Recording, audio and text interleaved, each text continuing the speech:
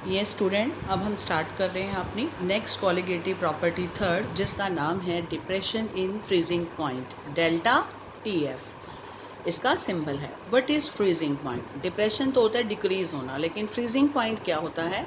Freezing point of a substance is the temperature at which solid and liquid forms of substance have same vapor pressure or they are in equilibrium। यानी freezing point क्या है? वो temperature है जहाँ पर solid और liquid form किसी भी सब्सटेंस की वो उनका प्रेशर, वेपर प्रेशर बिल्कुल सेम हो जाए। यानी पहले लिक्विड फॉर्म है, लिक्विड फॉर्म सॉलिड में बदलेगी, लेकिन उस टेम्परेचर पर जब उन दोनों का वेपर प्रेशर सेम हो जाएगा तब उस टेम्परेचर को हम क्या बोलेंगे? वो उसका क्या है? Freezing point. जैसे पानी का फ्रीजिंग पॉइंट कितना होता है? 0 डिग्री सेंटीग्रेड। इसको मैं अभी आपको ग्राफ के माध्यम से समझाती हूँ कि क्या है।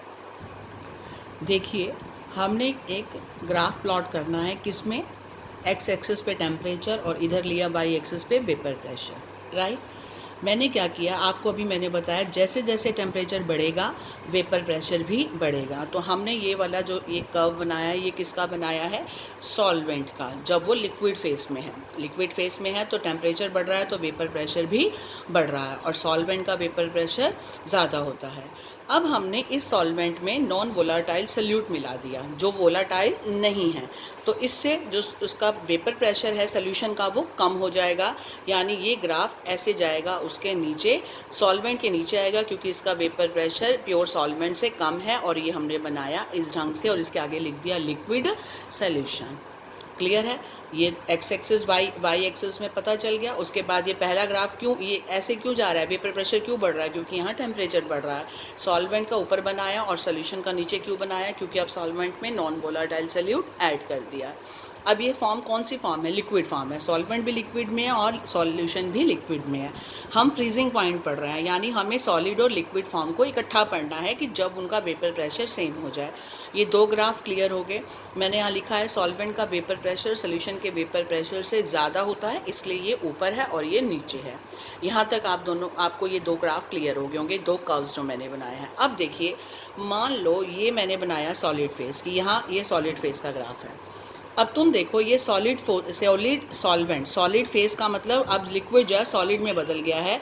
तो ये देखो, जब ये सॉलिड फेस का ग्राफ है और ये ऊपर से नीचे ये वाला जो हमारा ग्राफ है सॉल्वेंट का, ऐसा कौन सा पॉइंट है जहाँ पर दोनों का वेपर प्रेशर सेम हो जाए? वो है ये वाला डॉट। आप खुद देखो, एक आप ऐसे बना रहे हो, एक आप ऐसे बना रहे हो, तो अल्टीमेटली यही कॉमन पॉइंट होगा ना बेटा, जहाँ वेपर प्रेशर बराबर होगा। तो इनका ये कॉमन पॉइंट है जहाँ इन दोनों का वेपर प्रेशर बराबर हो गया।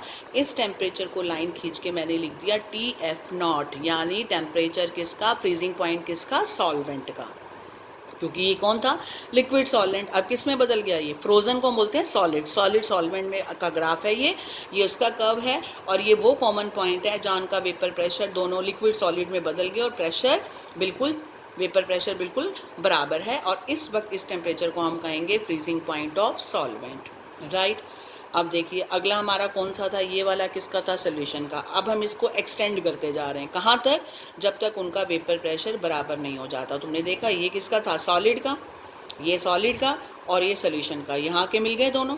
ये वो कॉमन पॉइंट है जहाँ पर इनका वेपर प्रेशर बराबर है। देख सकते हो, हमने इसको एक्सटेंड किया और इसको उस पॉइंट तक लेके गए जब इन दोनों का वेपर प्रेशर बराबर हो जाए। तो ये वाला पॉइंट है दिस वन। यहाँ से यहाँ टेम्परेचर क्या कहलाएगा? TF, यानी freezing point of solution. Clear है? अब तुमने देखा, सोल्यूशन का फ्रीजिंग पॉइंट कम है और सॉल्वेंट का फ्रीजिंग पॉइंट ज़्यादा है, तो इन दोनों के डिफरेंस को क्या बोलेंगे? डेल्टा TF, यानी depression in freezing point. Clear हो गया? दोनों कर्व होगी, ये सॉलिड फेस है, ये यहाँ पर टेम्परेचर वेपर प्रेशर बराबर, तो ये TF0 हो गया क्योंकि लिक्विड सॉल्वेंट का है प्योर का, तो ये फ्रीजिंग पॉइंट सॉल्वेंट का हो गया। इसको जब हमने एक्सटेंड किया और देखा कि कब ये सॉलिड फेस पे आकर दोनों का बराबर होता है, वो ये पॉइंट है। इस पॉइंट से जो टेम्परेचर हुआ वो किसका हुआ? सोल्यूशन का फ्रीजिंग पॉइंट। तो किसका टेम्परेचर कम है? ये कम हुआ। ये आगे जा रहा है, इस तरफ बढ़ रहा है, तो ये ज़्यादा हुआ, यानी सॉल्वेंट का वेपर प्रेशर ज़्यादा है और सोल्यूशन का कम है। तो सोल्यूशन का कम है और सॉल्वेंट का ज़्यादा, तो सॉल्वेंट में से माइनस होगा ना, तो इसलिए उसे हम क्या कहेंगे? Depression in freezing point. I think clear हो गया ग्राफ। ये आगे मैंने लिखा है, देखिए, on adding non volatile solute to solvent the vapour pressure of solvent decreases. अभी आपको ये सारा हम पढ़ चुके हैं। जब नॉन वोलाटाइल सल्यूट ऐड करते हैं वेपर प्रेशर सॉल्वेंट का काम क्यों होता है, क्योंकि कुछ स्थान नॉन वोलाटाइल सल्यूट ने भी घेरा हुआ है, जिसकी वजह से स्पेस जो है लिक्विड सॉल्वेंट के मॉलिक्यूल को कम लिक्विड उसके इवेपोरेट होंगे जितने होने चाहिए थे, क्योंकि स्पेस जो है ऑक्यूपाई कर रखा है नॉन वोलाटाइल सल्यूट ने। जब लिक्विड कम होंगे इवेपोरेट तो वेपर प्रेशर भी कम होगा। इसीलिए नॉन वोलाटाइल सल्यूट ऐड करते हैं तो सॉल्वेंट का वेपर प्रेशर डिक्रीज हो जाता है and it would become equal to that of solid solvent at lower temperature, so freezing point of solvent will decreases. तो आपको ग्राफ में जो लिख बनाया है उसको हम वर्ड्स दे रहे हैं। अब आपने सिंपल अपना फॉर्मूला बना दो। टी एफ नॉट किसका है, freezing point of pure solvent, और टी एफ क्या है, फ्रीजिंग पॉइंट ऑफ सोल्यूशन कब, when non volatile solute is dissolve in it. तो what is delta T F, delta TF depression in freezing point is equal to TF naught minus TF। why TF naught, क्योंकि solvent का freezing point ज़्यादा है, इसमें से solution का घटाएंगे तो माइनस में आएगा, यानी decrease in depression in freezing point. ये फार्मूला क्लियर। अब दूसरा फार्मूला कौन सा है, जैसे डेल्टा टी भी डायरेक्टली प्रोपोर्शनल था एम का, वैसे ही डेल्टा टी एफ भी डायरेक्टली प्रोपोर्शनल है मोलैलिटी के। What is molality, number of moles of salute dissolve in 1 kg of solvent, right. Delta T F को क्या लिख दें, के एफ इंटू एम। के एफ को क्या लिख दें, अगर मान लो के एफ निकालना हो तो मैं के एफ को क्या लिख सकती हूँ, delta T F upon M लिख सकते हैं हम, के एफ भी निकालना। और बाई चांस के एफ है और डेल्टा टी एफ और मोलैलिटी हम 1 मान लें, अगर मोलैलिटी इज़ 1 तो के एफ किसके बराबर हो जाएगा, डेल्टा टी एफ। इसमें भी के एफ के 3 नाम हैं। कौन से 3 नाम हैं, पहला मोलर डिप्रेशन कांस्टेंट, दूसरा क्रायोस्कोपिक कांस्टेंट, उसमें क्या था इबुलायोस्कोपिक कांस्टेंट, इसमें के एफ है वो के भी था, इसमें के एफ है तो ये कौन सा हो गया, क्रायोस्कोपिक कांस्टेंट। तो हाउ विल यू डिफाइन के एफ, के एफ इज इक्वल टू किसके बराबर है, इसके बराबर। इसका नाम क्या है, डिप्रेशन इन फ्रीजिंग पॉइंट कब, when molality of solution is 1, right. बिल्कुल सेम है जैसे डेल्टा टी भी है। नेक्स्ट, डेल्टा टी एफ क्या कॉलिगेटिव प्रॉपर्टी है, आप कहेंगे यस, क्यों, because delta T F depends upon molality of solution. Delta T F किस पे डिपेंड कर रहा है, मोलैलिटी ऑफ सोल्यूशन पे, that is number of moles of solute in 1 kilogram of solvent and not on the nature of solute. किस पे depend कर रहे हैं यहाँ पर, मोलैलिटी। मोलैलिटी को खोलते हैं तो क्या आता है, number of moles of solute, ना कि नेचर आता है सोल्यूट का। तो हम कह सकते हैं delta T F depends upon molality of solution, और sorry molality of solution means number of moles of solute in 1 kilogram of solvent and not on the nature of solute, so it is a colligative property. ठीक है, it is a colligative property. अब हम इससे मास निकाल सकते हैं। Delta T F किसके बराबर है, K F into M. What is, K F को एज इट इज़ लिखें, एम क्या है, molality number of moles of solute in 1000 gram of solvent या 1 kg ऑफ सॉल्वेंट। तो हमने लिखा नंबर ऑफ मोल्स को खोल दिया, weight upon molecular mass into 1000 by W1। बिल्कुल सेम चल रहा है, वहाँ के भी था, यहाँ टी भी था, बाकी सबका सेम है। यहाँ से M2 को बाहर ले आओ तो डेल्टा टी एफ नीचे आ जाएगा, दैट्स ऑल। ऊपर वाले एज इट इज़ रहेंगे, नीचे delta T F into W1। आई थिंक आपको क्लियर होगा। ये आपकी थर्ड कॉलिगेटिव प्रॉपर्टी भी फिनिश होगी, जिसका नाम था डिप्रेशन इन फ्रीजिंग पॉइंट। एक ना हमारे को एनसीईआरटी में बेटा ये दे रखा है के एफ और के बी, इन दोनों का एक डायरेक्ट फार्मूला, अगर हम इनको निकालना चाहें, ये दोनों नेचर ऑफ सॉल्वेंट पे डिपेंड करते हैं, तो इनके लिए फार्मूला दे रखा है ये वाला।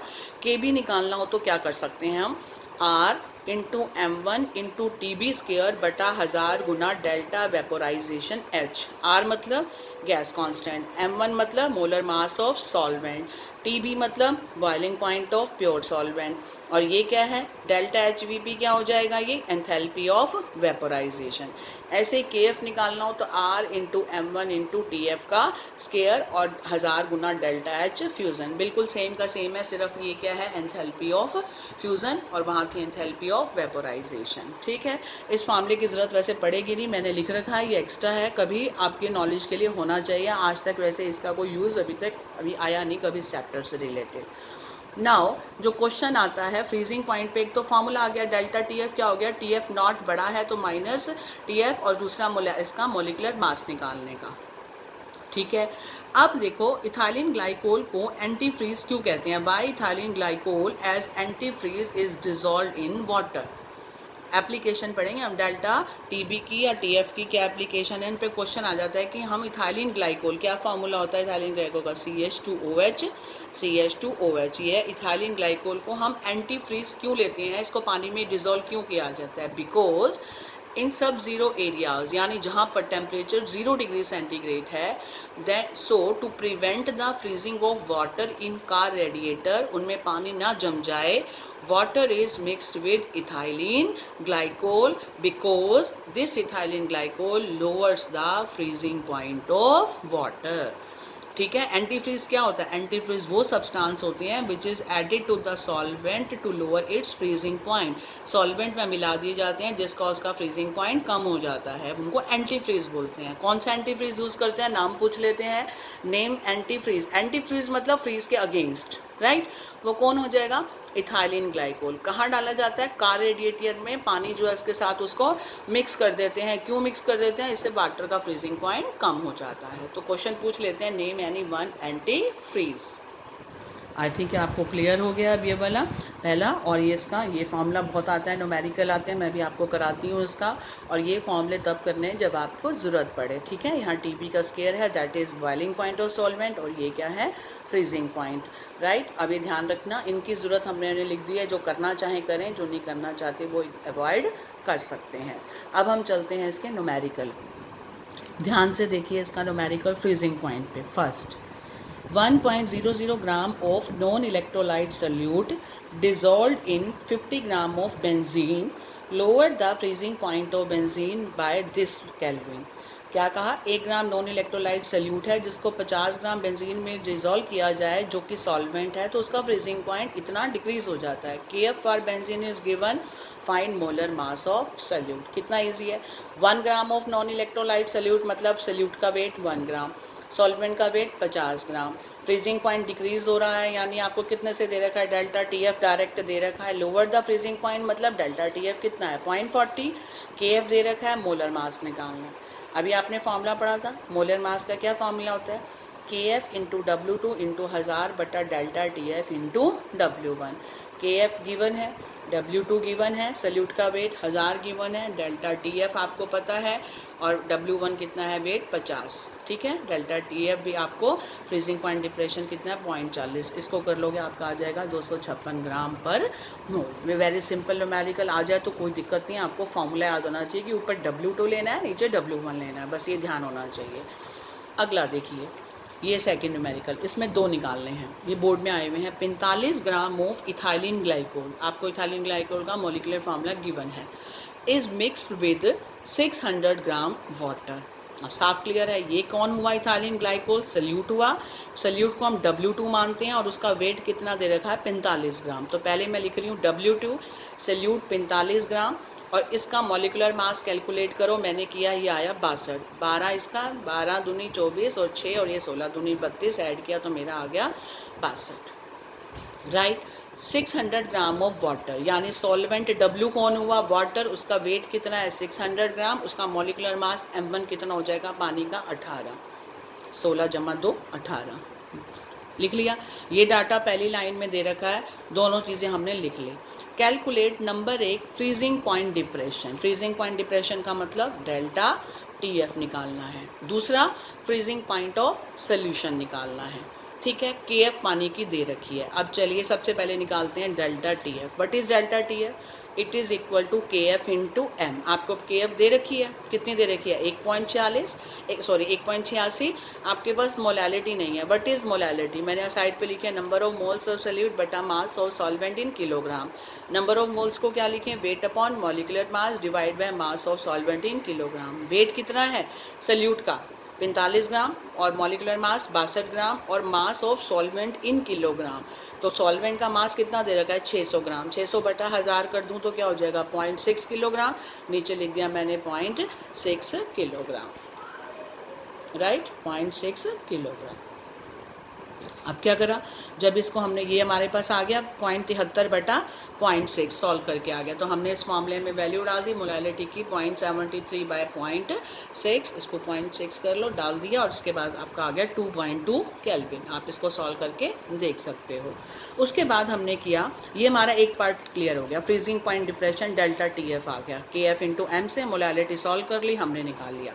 अब कहाँ फ्रीजिंग पॉइंट ऑफ सोल्यूशन, तो आपने फॉर्मूला पढ़ा है अभी, डेल्टा TF किसके बराबर होता है, प्योर सॉल्वेंट में से सोल्यूशन का माइनस करते हैं, TF नॉट माइनस TF करते हैं। वो किसका मांग रहा है, फ्रीजिंग पॉइंट स्टेटमेंट में किसका मांग रहा है, सोल्यूशन का, तो मुझे इसको बाहर ले जाना पड़ेगा, TF को बाहर ले जाऊंगी तो क्या हो जाएगा, TF not minus delta TF।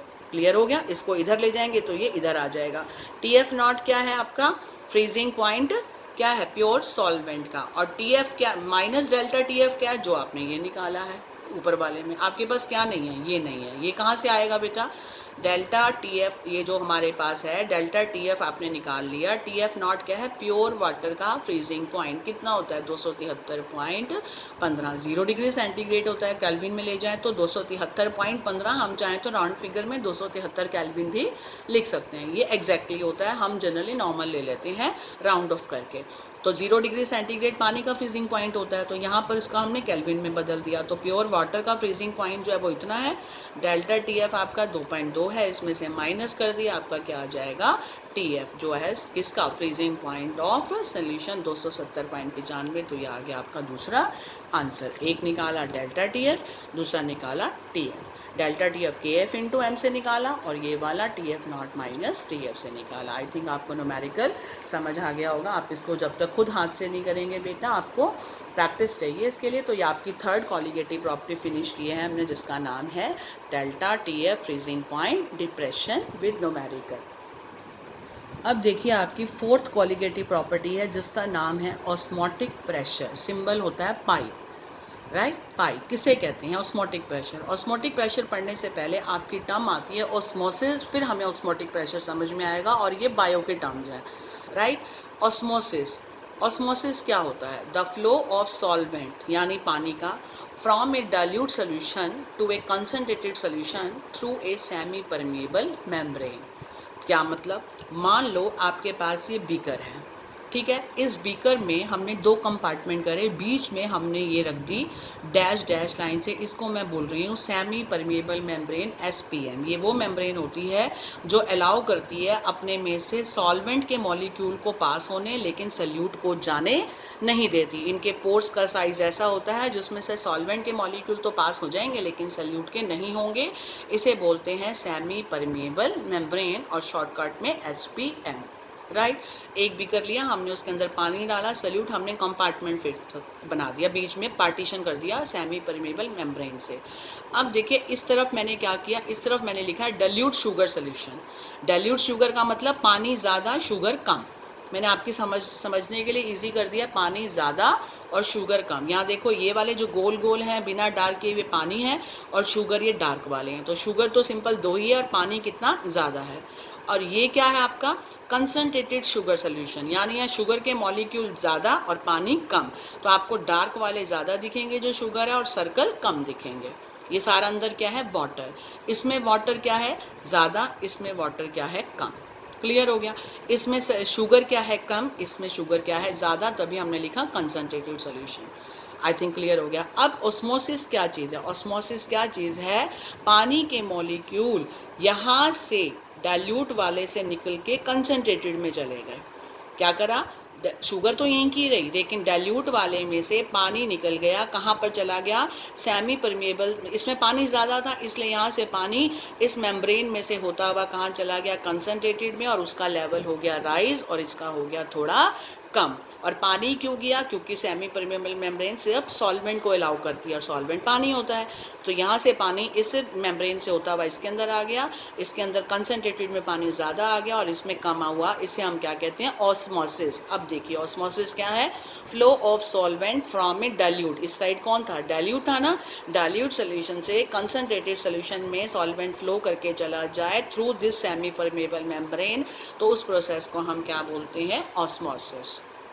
अगर आपने देखा हो डेली लाइफ में हम स्प्राउट्स खाते हैं, हम कोई भी रात को सीड्स को जर्मिनेट कर सकते हैं, रात को सारी रात पानी में भिगो के रख दो, सुबह आपने देखे हैं उनके रेशे से निकल आते हैं और उसको तंतु निकल आते हैं, तो that is germination of seeds. कैसे हुआ? सीड्स की जो वॉल है, सेल वॉल है, वो सेमी परमेबल मेम्ब्रेन है और सारी रात पानी में डिप रहे तो उसमें से पानी क्रॉस कर गया, इसलिए वो फूल गया और उनके रेशे रूट्स निकल आए, तो उसे हम क्या बोलते हैं? Germination of seed in our daily life is also an example of osmosis. Clear हो गया बेटा ऑस्मोसिस क्या होता है? अब मैंने इससे रिलेटेड सेमी परमेबल मेम्ब्रेन आपसे एक एक नंबर में पूछ लेते हैं। It is a membrane which can allow the passage of solvent molecule only and not solute. It is of two type. ये मेम्ब्रेन दो तरीके की होती है। नेचुरल सेमी परमेबल मेम्ब्रेन भी होती है जो नेचर में खुद मिलती है, जैसे सब्जियों के छिलके, वेजिटेबल मेम्ब्रेन और एनिमल मेम्ब्रेन। आर्टिफिशियल जो बनाई जाती है जैसे पर्चमेंट पेपर। अब आती है ऑस्मोटिक प्रेशर क्या होता है? ऑस्मोटिक प्रेशर क्या है?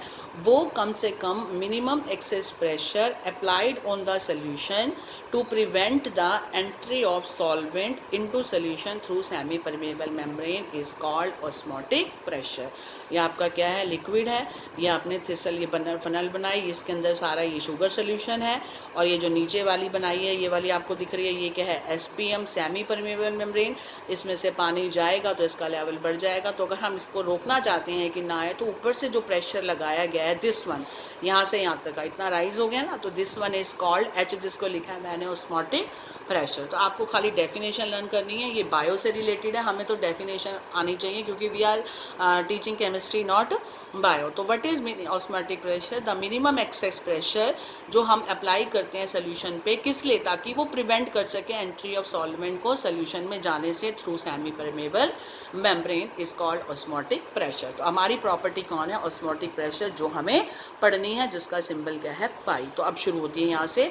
Osmotic pressure is directly proportional to concentration of solution and temperature. हमें ये पता चल गया ऑस्मोटिक प्रेशर का सीधा सीधा रिलेशन है अमाउंट से, कितना है, डाइल्यूट है या कंसंट्रेटेड है, यानी कंसंट्रेशन ऑफ सोल्यूशन और टेम्परेचर से ये डायरेक्टली प्रोपोर्शनल है। Pi is directly proportional to C into T और पाई इज इक्वल टू, इसको हटा के हम क्या लगा रहे हैं? कांस्टेंट आर सी टी, और मैं इसको घुमा के क्या लिख सकती हूँ? सी आर टी। आर को बीच में कर दिया जस्ट कि सुनने में ठीक लगता है, आप कैसे मर्जी लिखिए, आर सी टी या C R T, right. What is सी?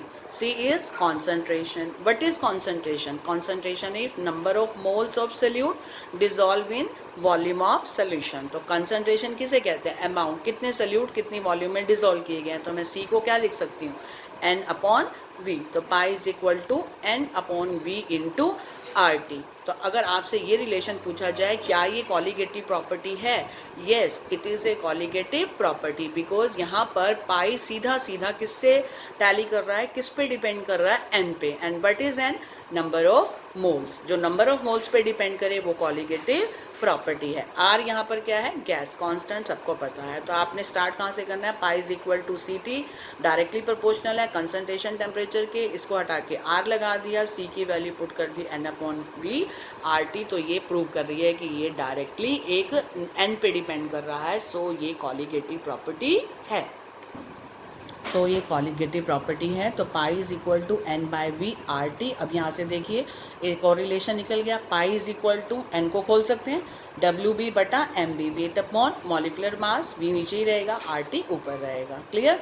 हमने नंबर ऑफ मोल्स को खोल दिया। What is number of moles किसके बराबर होते हैं? Weight upon molecular mass. तो सल्यूट का वेट ऊपर, मॉलिकुलर मास नीचे, weight upon molecular mass solute का, फिर आर टी ऊपर और वी एज इट इज नीचे। यहाँ से आप चाहो तो एम बी बाहर निकाल सकते हो, एम बी को इधर ले और पाई इंटू वी ऊपर हो जाएगा और W B into R T यहाँ आ जाएगा। ठीक है, आप यहाँ पर एक बार ठीक करेंगे बेटा। यहाँ पर एक थोड़ी सी करेक्शन है इसके अंदर। ये जो मैंने यहाँ लिखा है, यहाँ पर आपका इसको यहाँ लिखिए। अगर मुझे एम बी निकालना है बेटा, मैं करेक्शन कर रही हूँ, एम बी किसके बराबर हो जाएगा? M B is equal to W B into R T upon pi V, right. यहाँ पर इसको नीचे आना चाहिए था क्योंकि क्रॉस करना है। ध्यान से देखो, पाई किसके बराबर है? इसके।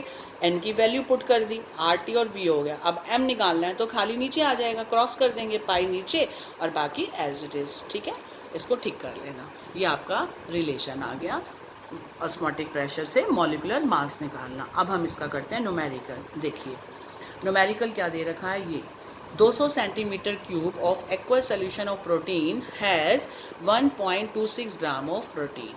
The osmotic pressure of such a solution at 300 Kelvin is this one.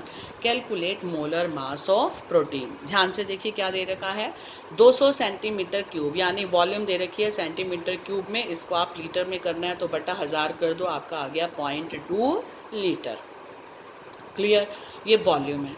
1.26 gram protein है. प्रोटीन सल्यूट हो गया, सल्यूट को हम WB मानते हैं, उसका वेट हो गया 1.26 ग्राम.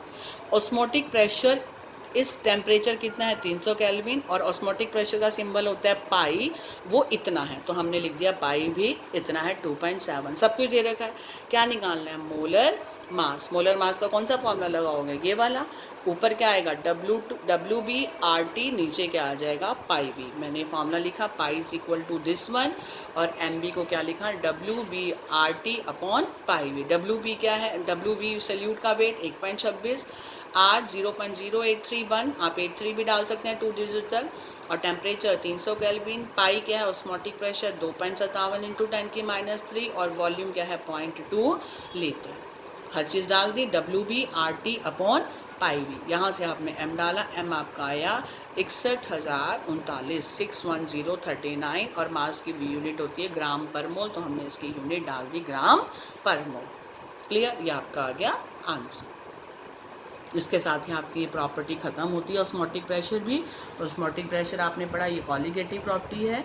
कैसे, it is directly C/T. C को कांस्टेंट हटाया, लगाया RCT, C को खोला N/VRT, N को खोला WB/MB. ठीक है, और यहाँ से MB को बाहर लेके तो ये नया फॉर्मूला बन गया. सारी कॉलिगेटिव प्रॉपर्टीज़ एक तरीके से हैं, सब में ही N को खोला है और वहाँ से मास को बाहर निकाला है, और ये इसका हो गया न्यूमेरिकल. आई थिंक क्लियर हो गया. तो ऑस्मोटिक प्रेशर जो बेटा प्रॉपर्टी है उसमें न्यूमेरिकल भी आ सकता है, उसमें ना डेफिनेशन भी आ सकते हैं कि ऑस्मोसिस क्या होता है, सेमी परमेबल मेम्ब्रेन डिफाइन करो, और कितने टाइप की होती है, या ऑस्मोटिक प्रेशर क्या होता है. ऐसे ही डेफिनेशन एक दो और भी हैं.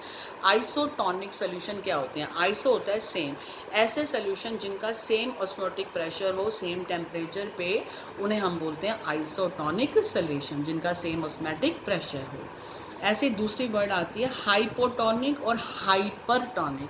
हाइपोटोनिक मतलब वो सोल्यूशन जिसका लेस ऑस्मोटिक प्रेशर हो as compare to other solution. Clear, जिस सोल्यूशन का ऑस्मोटिक प्रेशर लेस हो, कम हो as compare to other solution, उसे बोलेंगे हाइपोटोनिक. एंड वो सोल्यूशन जिनका हायर ऑस्मोटिक प्रेशर हो देन अदर सोल्यूशन से हाई हो, उसे हम क्या कहेंगे, हाइपरटोनिक. हाइपो कम, हाइपर जिसका ऑस्मोटिक प्रेशर ज़्यादा हो. तो आपको इसमें ये 2-3 बातें याद रखनी है. इसमें से 1 नंबर का आया हुआ है बोर्ड में, देखिए इंपॉर्टेंट पॉइंट्स हैं.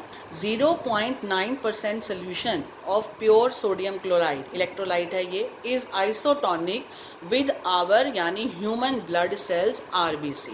सो इन दिस सोल्यूशन हमारे जो RBC हैं ना तो वो स्वेल करते हैं ना ही वो श्रिंक होते हैं, जिसे कहते हैं प्लाज्मोलिसिस. क्या कहा, 0.9% सोल्यूशन प्योर सोडियम क्लोराइड का, ये कंसनट्रेशन आपको याद रखनी है, इतने परसेंट सोल्यूशन प्योर NaCl हो, इसका सेम ऑस्मोटिक प्रेशर है जो कि हमारे RBC का रेड ब्लड सेल्स है.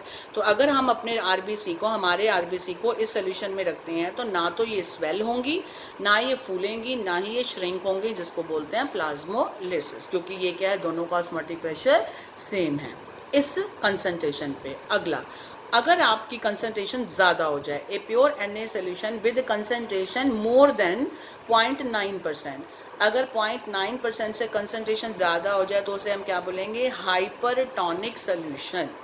राइट, और अगर अब RBC को इसमें रखा जाए हाइपरटोनिक में तो they will shrink and this is called plasmolysis.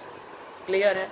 If RBC is placed किसके अंदर, लेस देन 0.9% NaCl सोल्यूशन, वो NaCl सोल्यूशन जिसकी कंसनट्रेशन 0.9% से कम है, उसके अंदर RBC रखा है तो वो क्या बन जाएगा, हाइपोटोनिक, और वो क्या हो जाएंगे, स्वेल अप, वो फूल जाएंगे. तो ये पूछ लेते हैं कंसनट्रेशन पे कि इसमें रखें तो क्या होगा, तो आपको तीनों पॉइंट्स याद होने चाहिए 1-1 मार्क्स के हिसाब से. क्लियर. लास्ट आ रहा है to determine the molar mass of polymer like protein, carbohydrate और मैक्रोमोलिक्यूल। जितने भी बड़े साइज़ के मॉलिक्यूल हैं, प्रोटीन, कार्बोहाइड्रेट जो भी हैं, उन सब का अगर हमें मोलर मास निकालना हो, we always prefer the colligative property osmotic pressure. Why बहुत आता है क्वेश्चन, ये बड़ा इंपॉर्टेंट है।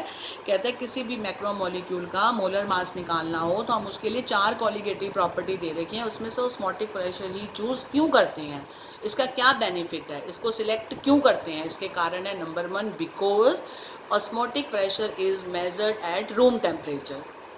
एक तो इसको हम रूम टेम्परेचर पे मेज़र कर सकते हैं। Number 2, in this we take molarities instead of molalities. दूसरी बात, ऑस्मोटिक प्रेशर के अंदर हम मोलैरिटीज़ लेते हैं, ना कि मोलैलिटीज़ लेते हैं। Number 3, osmotic pressure is measurable as compare to delta TB और डेल्टा टीएफ। ये 3 कारण हैं। एक तो हम इसको रूम टेम्परेचर पे भी मेज़र कर सकते हैं, दूसरा हम मोलैलिटीज़ लेते हैं, बाकी सब में मोलैलिटीज़ हैं, तीसरा ये इजीली मेजरेबल है as compare to other colligative property. Right. Next question आता है, give biological importance of osmosis. Osmosis का क्या रोल है हमारी डेली लाइफ में। पहला, absorption of water from soil through the cell wall of roots. ठीक है, मिट्टी से पानी को जो एब्जॉर्ब करते हैं plants through the cell wall of root से, वो भी ऑस्मोसिस ही है। Movement of water from soil through cell wall of roots. Third, various type of locomotion in plants like opening of flower etcetera also based on osmosis. Germination of seed is also due to osmosis as water moves into seeds through their cell walls. Clear हो गया। अभी मैंने बताया था seeds के अंदर पानी चला जाता है उनकी सेल वॉल से, वो भी क्यों होता है, due to osmosis. Next, what is turgor pressure. Turgor pressure क्या होता है, जो सेल वॉल क्या होती है, आउटर कवरिंग। प्लांट्स और एनिमल्स की जो सेल वॉल्स होती हैं वो सेमी परमेबल होती हैं, इसलिए osmosis takes place when cell comes in contact with water. Clear है। उसमें क्या होगा, tendency of flow of water into cell is develop, यानी पानी जो है वो सेल के अंदर चला जाएगा क्योंकि उसकी वॉल जो है वो सेमी परमेबल है और पानी को जाने देगी। So pressure developed inside the cell due to the inflow of water. पानी अंदर जा रहा है जिसकी वजह से सेल में प्रेशर क्रिएट हो जाएगा। जब इतना पानी जाने लगेगा तो उसके अंदर कहीं ना कहीं सेल में प्रेशर तो आएगा, वाटर का इनफ्लो ज़्यादा हो रहा है उसके अंदर, तो उस प्रेशर को हम क्या बोलेंगे, टर्गर प्रेशर। ठीक है, ये इतना इंपॉर्टेंट नहीं है बट एनसीईआरटी में वर्ड है तो होना चाहिए। नेक्स्ट ये बहुत आता है, व्हाट इज़ आरओ। सबके घरों में आरओ है आज के टाइम में। रिवर्स ऑस्मोसिस क्या होता है ये, मूवमेंट ऑफ सॉल्वेंट पार्टिकल यानी पानी का from its low concentration to its high concentration through semi permeable membrane is called reverse osmosis. Osmosis का रिवर्स क्या कहलाएगा, रिवर्स ऑस्मोसिस। मूवमेंट तो पानी की ही हो रही है लेकिन अब लो कंसंट्रेशन से हाई कंसंट्रेटेड में हो रही है through semi permeable membrane. Condition क्या है, आरओ कब होगा, रिवर्स ऑस्मोसिस का फिनोमिना कब होगा, जब हम जो प्रेशर अप्लाई कर रहे हैं it is more than osmotic pressure यानी पाई। जो प्रेशर अप्लाई किया जा रहा है वो पाई से ऑस्मोटिक प्रेशर से ज़्यादा होगा, तभी आपका रिवर्स ऑस्मोसिस होगा, यानी ऑस्मोसिस का प्रोसेस रिवर्स होगा। राइट। इसका फ़ायदा क्या है, आरओ क्यों पढ़ रहे हैं, it is used for desalination of sea water. समुद्र के पानी में से सॉल्ट को रिमूव करना, इसे बोलते हैं डीसैलिनेशन। डी मतलब रिमूव, सैलिनेशन मतलब सेलाइन, सेलाइन मतलब जो खार उसका नेचर है नमक। Used for desalination of sea water यानी to remove salt from the sea water, उसे हम बोलते हैं इसकी एप्लीकेशन आरओ का इस्तेमाल। ये पेपर में कई बार डायग्राम बना हुआ आता है, देखिए ये आपका डायग्राम बना हुआ है। ये क्या है, ये बीच वाली मेम्ब्रेन क्या होगी, सेमी परमेबल मेम्ब्रेन। इस तरफ क्या है, सॉल्ट वाटर यानी समुद्र का पानी। यहाँ पर क्या है, फ्रेश वाटर है। यहाँ से आप प्रेशर अप्लाई कर रहे हैं, ये इसके अंदर से ये यहाँ आता जा रहा है और यहाँ से हमने आउटफ्लो बना रखा है, पानी बाहर निकल रहा है। ये जो सेमी परमेबल मेम्ब्रेन है ये किसकी बनी हुई होती है, सेलुलोज एसीटेट नाम के मटेरियल की। याद रखना, आरओ के अंदर जब हम रिवर्स ऑस्मोसिस फिनोमिना देखते हैं तो उसके अंदर जो ये डायग्राम है, ये पूरा डायग्राम किसको दिखा रहा है, समुद्र के पानी में से डीसैलिनेशन वाटर का रिमूव होना। जब वाटर चला जाएगा तो साल्ट ही बच जाएगा, राइट। तो ये सेमी परमेबल से यहाँ आ जाएगा, यहाँ से बाहर निकल रहा है। तो ये जो मेम्ब्रेन बनी होती है वो सेलुलोज एसीटेट की है। तो कई बार पूछ लेते हैं रिवर्स ऑस्मोसिस क्या है, ये कब होता है, यानी इसकी कंडीशन क्या है। और नंबर 3 इसका फ़ायदा क्या है। फ़ायदा है डीसैलिनेशन ऑफ सी वाटर। कई बार डायग्राम दे देते हैं, पूछते हैं व्हाट इज़ दिस, आप कहेंगे this is the application of RO, it is use for desalination of sea water, means to remove salt from the sea water. Clear. एक question में और बता देती हूँ आपको, एक बार आया था, a person suffering from high blood pressure should take less NaCl why. जिस इंसान का ब्लड प्रेशर हाई है उसको नमक कम क्यों लेना चाहिए। वाई, बिकॉज कॉमन साल्ट के अंदर Na आयन और क्लोराइड आयन है, विच विल इंक्रीज द क्या, ऑस्मोटिक प्रेशर ऑफ ब्लड।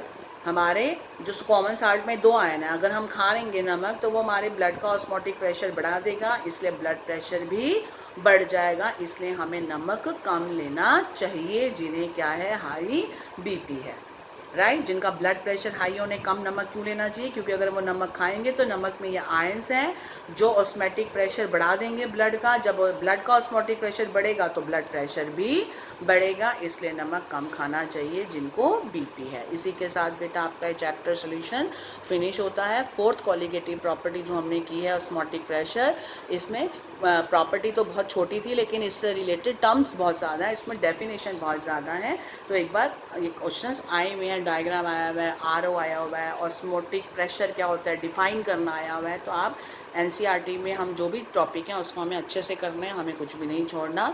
इसी के साथ आपका टॉपिक चैप्टर फिनिश होता है।